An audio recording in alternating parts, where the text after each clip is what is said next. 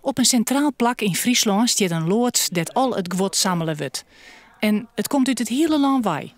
Het Rode Kruis brengt het naar de vlechtelingen, zo gauw als ze een melding krijgen dat die het broeken kennen. Dit gaat naar Workum. Warme kleding voor iedereen die daar nu is. Mannen, vrouwen en kinderen. En wie er verlet van warme kleren? Was er behoefte aan warme kleding? Ja, dat was gevraagd nu. Gisteren hebben we een heleboel speelgoed gedaan. Knutselspullen, tekenspullen en wat loopfietsjes, stepjes, dat soort dingen. Vrijwilligers van het Rode Kruis hebben al het gwot bij elkaar lijn.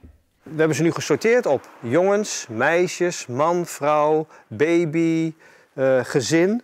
En het zijn prachtige pakketjes en die zijn zo mooi samengesteld. Kijk, heel veel met briefjes erbij en zo zie je dat ze het heel mooi hebben ingepakt. Dit is bijvoorbeeld voor een baby.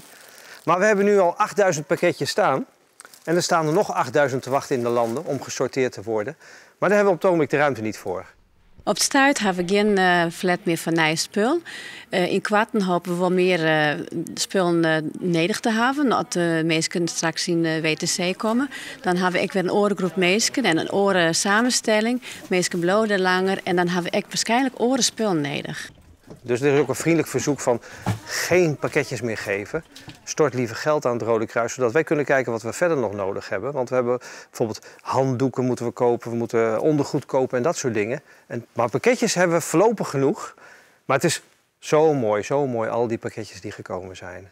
Dus als je nog wat gewot hebben dat je aan de vlechtelingen Jaan willen, houd het nog maar even in de kast. Want het Rode Kruis een seintje jout. En dan ben ze er heel blij mee.